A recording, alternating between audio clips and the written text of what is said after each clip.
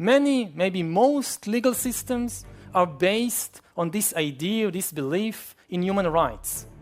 But human rights are just like heaven and like God. It's just a fictional story that we've invented and spread around. It may be a very nice story, it may be a very attractive story, we want to believe it, but it's just a story. It's not a reality. It is not a biological reality. Just as jellyfish and woodpeckers and ostriches have no rights, Homo sapiens have no rights also. Take a human, cut him open, look inside, you find their blood, and you find the heart and lungs and kidneys, but you don't find there any rights. The only place you find rights is in the fictional stories that humans have invented and spread around. And the same thing is also true in the political field. States and nations are also, like human rights and like God and like heaven, they too are just stories. A mountain is a reality. You can see it, you can touch it, you can even smell it. But Israel or the United States, they are just stories, very powerful stories, stories we might want to believe very much, but still they are just stories. You can't really see the United States. You cannot touch it, you cannot smell it. A major state projection. Wow.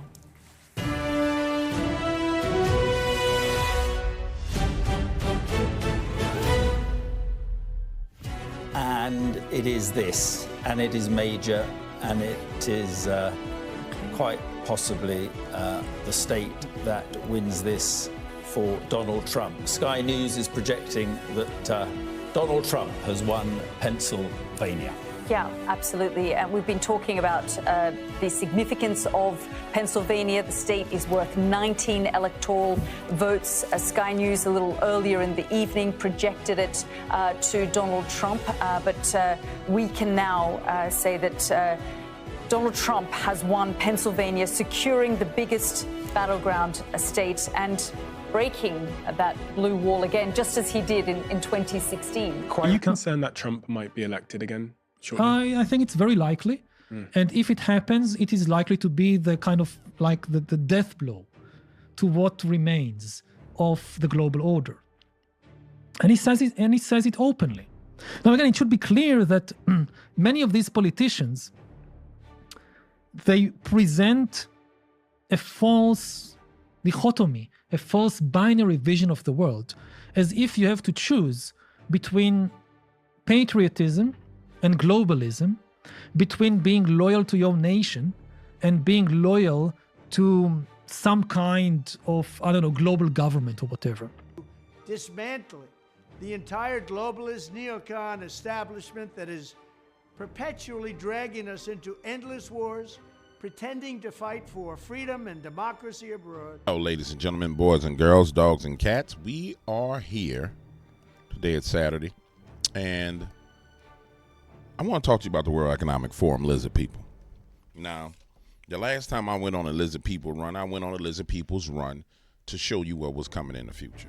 And if you were to go back and look and see the things I said, you would quite notice that a lot of these people who are on this particular chart have played major roles in what's going on right now around the world. I mean, on a personal note, it's, seeing Donald Trump get up after getting shot in the face and pump his fist in the air with the American flag is one of the most badass things I've ever seen in my life. I went into their technology before they changed the weight in the algorithm, which did not allow me to compete. What is the situation with the water? Obviously, in Palisades, ran out last night in the hydrants. I was talking to the firefighter on this block. They left because there was no water in the hydrant here. The local folks are trying to figure that out. I mean, just when you have a system that's not dissimilar to what we've seen in other extraordinarily large-scale fires, whether it be pipe, electricity, or whether it just be the complete overwhelm of the system. I mean, those hydrants are typical for 2 or 3 fires, maybe 1 fire. You have something at this scale, but again, that's going to be determined by the local. And for those of you who don't understand that's possible, it truly is possible. I went into a lot of these people, but I want to start this video off by showing you some of the people who are known to be World Economic Forum attendees and young leaders. Before I let you go, Rush Limbaugh, to whom the president recently awarded the nation's top civilian honor, described you as a 37-year-old gay guy, mayor of South Bend, who loves to kiss his husband on the debate stage. Now, there has been bipartisan criticism of him for those remarks. I wanted to give you a chance to respond if you would like to.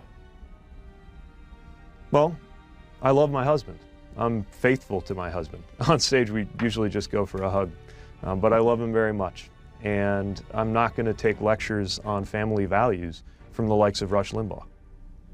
So I appreciate that Pete Buttigieg pretends to be offended by what I said. I think Pete should be offended by the fact that under his leadership as Secretary of Transportation, the government took in $8 billion to build 7 electric vehicle charging facilities at a time when Americans are paying 45% more for the gas that transports them to work. That's what we should be focused on, and that's what we should be talking about. And it illustrates, Jake, my entire criticism of the Democratic approach here is they're focused on fake issues instead of the real record. And the real record is that Kamala Harris has made this country poorer. Donald Trump made the middle class richer, and he caused a lot of peace and prosperity to break out in this country and all over the world. It's a very simple contrast, and I wish the Democrats would focus on the issues. If you look, quite a few of these people have played roles in the policy of the American government. And tonight we're getting some new details about that Trump-Trudeau dinner from 2 people who were at the table. We are told that when Trudeau told President-elect Trump that new tariffs would kill the Canadian economy, Trump joked to him that if Canada can't survive without ripping off the U.S. to the tune of $100 billion a year, then maybe Canada should become the 51st state and Trudeau could become its governor. Right. Of more on that detail with the panel. Peter, thank you. A petition that I'm sharing with you today. I intend to resign as party leader, as prime minister.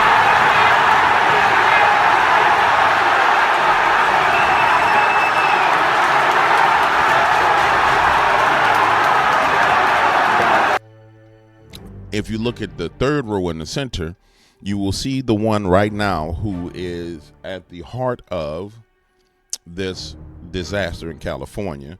You'll see the one to the right of him, Pete Buttigieg, who is at the heart of millions upon billions of missing dollars for charging stations that never got built. If you look at the bottom middle row, you will see the person who was just honored by Joe Biden. If you see at the top left second person, you'll see one of the people that Donald Trump smacked around, the middle person smacked around by Donald Trump. And if you just take a moment to pay attention, those people who will say that Donald Trump is the bad guy, it's mighty funny that he's been chin checking quite a few people on this list. And this is a small version of the list. But it's mighty funny that he has chin checked pretty much everyone on this list. Matter of fact, Bill, George, Angela, Gavin, Pete, Albert, Mark, Macron, Trudeau, Boris Johnson, Ursula. I mean, he's probably chin checked, I would say, 50% of the list. But I think what we get into now is that the disasters are happening. The chaos is happening. And in the middle of that chaos and that disaster, it's kind of hard for people to remember who their enemies are, who your true enemy is, because the media likes to spin. And so let's just go take a look at their website and see what they're bringing to you in the near future. Some people may find this video extremely boring. I was talking to a friend of mine last night. He was like, man, your content is great. He's like, but I don't think you get the number of views you get because, you know, you dive deep into the minutia of what's going on. And I think they can't pay attention to the minutia. And I'm sitting there saying, well, what am I supposed to do? I'm supposed to just keep this surface level stuff. The issues are complicated. I mean, it's not like it's 1 + 1 = 2. It's more like dy divided by dx plus ex squared to the negative equals xy divided by 7 plus dy over dx, the integral of ex minus 2 squared. That's what the issues are. There's nothing complicated and simple about it. But I understand what he's saying about the simplicity of the human mind and how people need things to be simple. But I don't believe that you're here because you just want some simple stuff. And I'd rather build an audience that's like-minded, that can spread truth, than just an audience that can just purely be entertained for a moment. So if you like how I perform, if you like how I lay stuff out, then it's going to be your responsibility to share so we can get the views we need to get. Because outside of that, then, I mean, it don't make no sense. I'll migrate again and move on. And this stuff right here will be private for me and my study alone. So we see some of our enemies here. We know that the one in the middle, Albert, has played these two especially, Albert and Tedros, have played a major role in what's happened to people physically over the past 8 years. We know that Mark played a major role into the censorship to allow them to do what they were doing over the past 8 years. We see that Mark is back down, which is wise on his part. But at the same time, I want you to be aware of all these people are in cahoots. And to those who would say, well, how are they in cahoots? If you're all in part of an organization, members of the World Economic Forum, by the definition of being in cahoots, you gather together in a group. They're all working together in some way, shape, or form under one banner. So let's be clear, it's not speculation. It is what it is. We see it.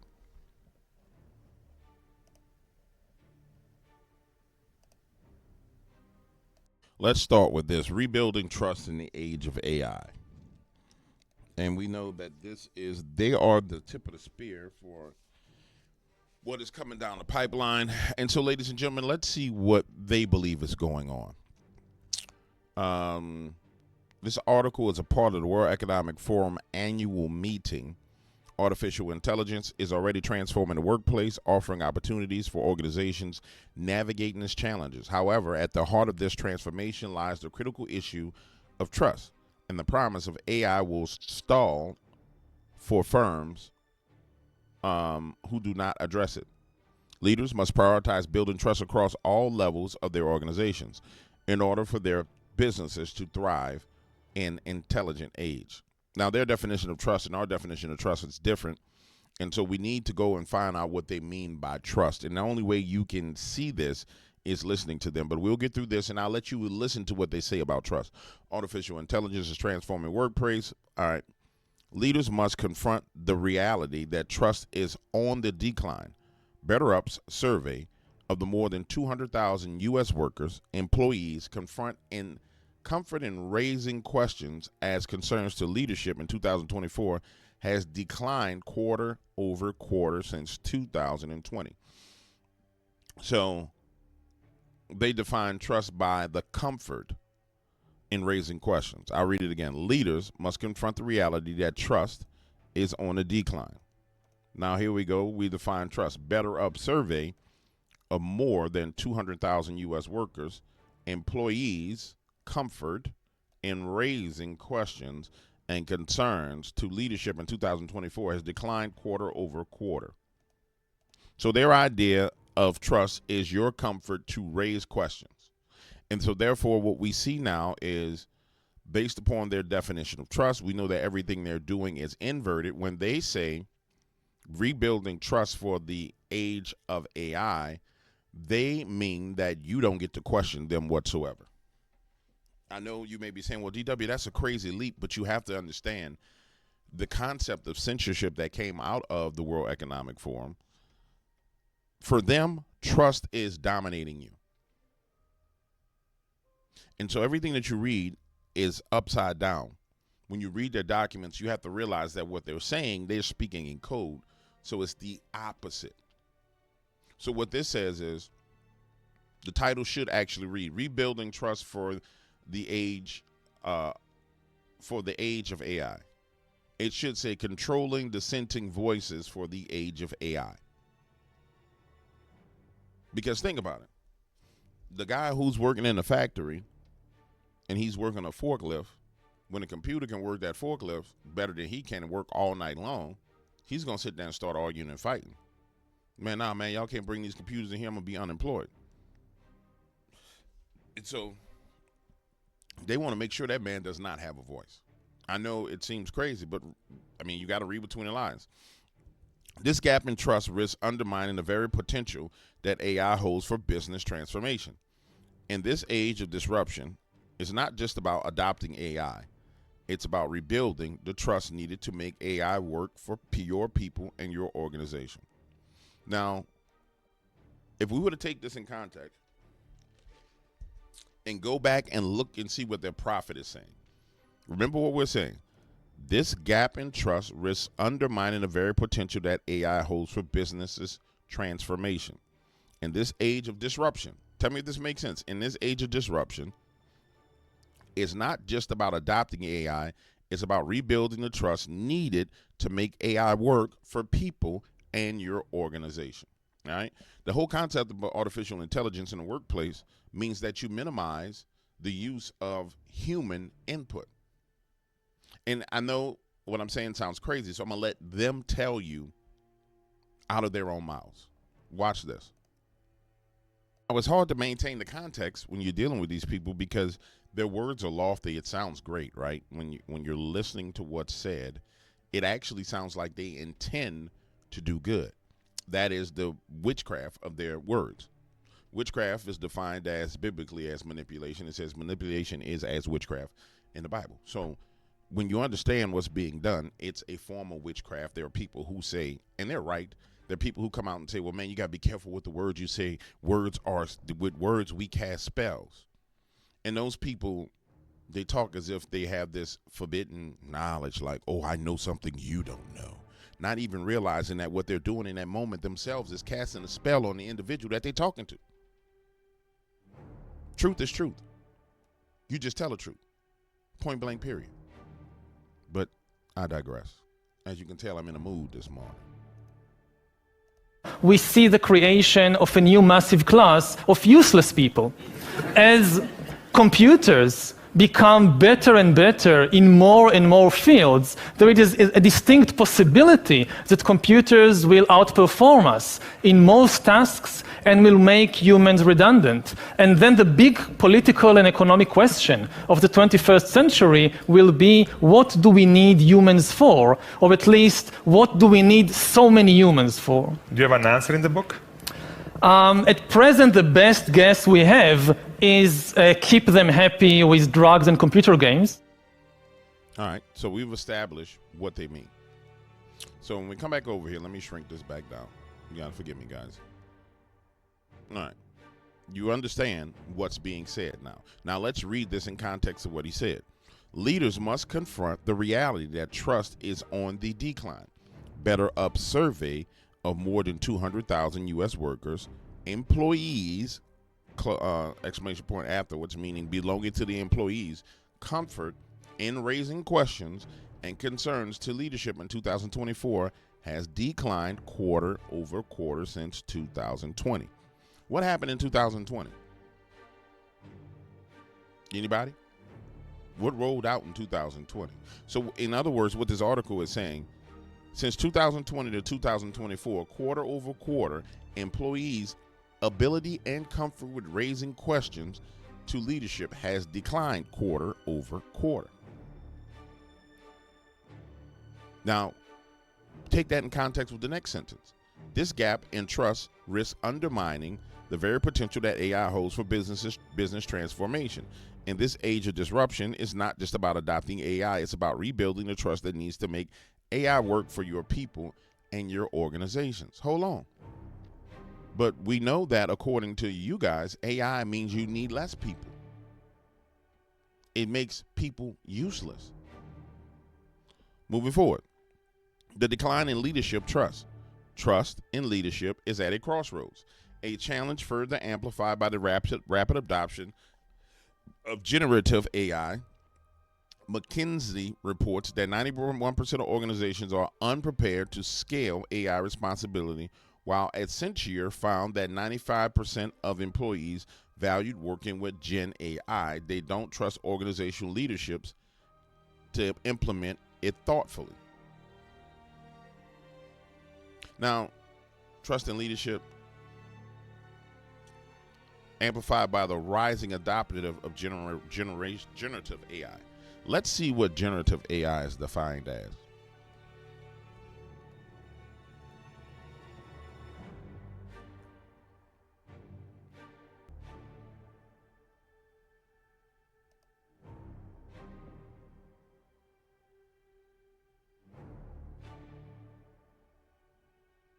That's what I thought. Generative AI is a subset of artificial intelligence that uses generative models to produce text, images, videos, and other forms of data. Now let's read between the lines. Decline in leadership trust. Trust in leadership, which is them, is at a crossroad. So trust in us is at a crossroad. A challenge further amplified by the rapid adoption of generative AI. Memes. McKinsey reports that 91% of organizations are unprepared. 91% of our organizations are unprepared to scale AI responsibly, while Accenture found that 95% of employees valued working with Gen AI. Guys, when you really, it's kind of hard to try to explain this to you.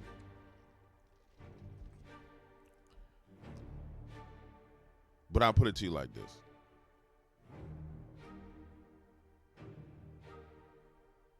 This might be too deep. I mean, I don't care. I don't care. Let me go back to something biblical for you. Cain killed Abel in the Bible. Abel's blood cried out to the Lord in heaven, and it was a court case that happened. The blood testified. The Lord testified.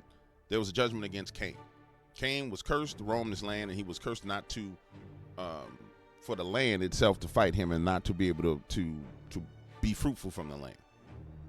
And so these sons of Cain, which is what the World Economic Forum, and daughters of Cain, which is what the World Economic Forum are, you got to understand, they use humanity itself to prosper from the land. They're the same ones who make war with the planet and spray stuff on it and say we need Green New Deals and we need all the rest of the stuff.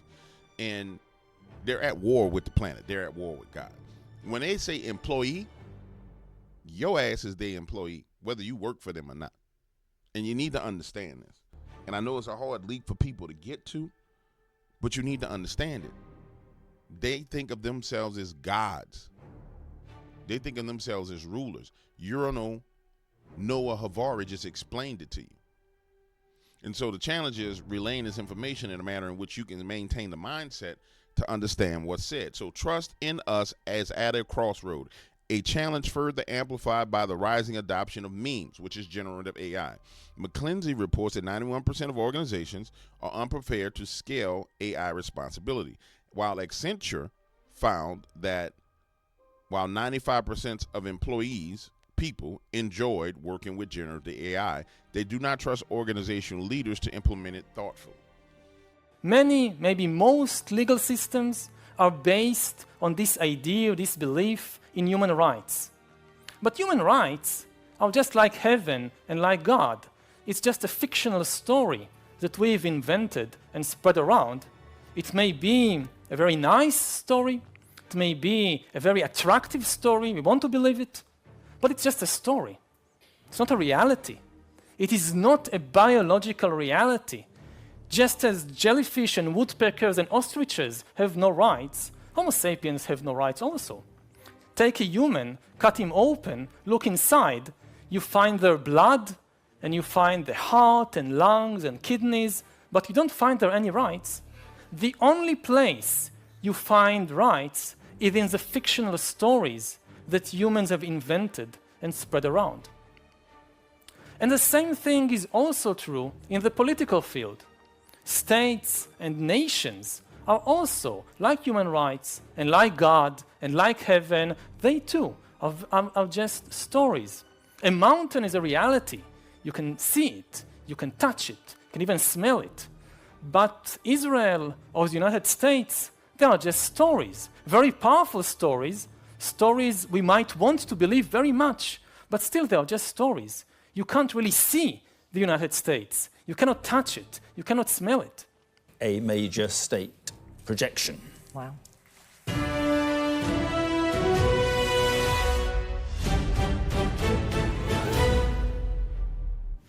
And it is this, and it is major, and it is quite possibly the state that wins this for Donald Trump. Sky News is projecting that Donald Trump has won Pennsylvania.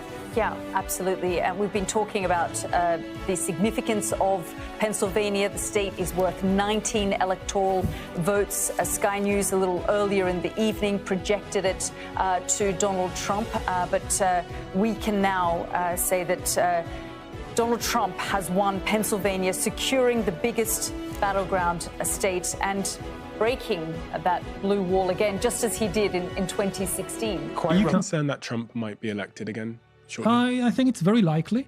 And if it happens, it is likely to be the kind of like the death blow to what remains of the global order.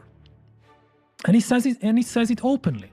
Now again, it should be clear that many of these politicians, they present a false dichotomy, a false binary vision of the world, as if you have to choose between patriotism and globalism, between being loyal to your nation and being loyal to some kind of, I don't know, global government or whatever. Dismantling the entire globalist neocon establishment that is perpetually dragging us into endless wars, pretending to fight for freedom and democracy abroad.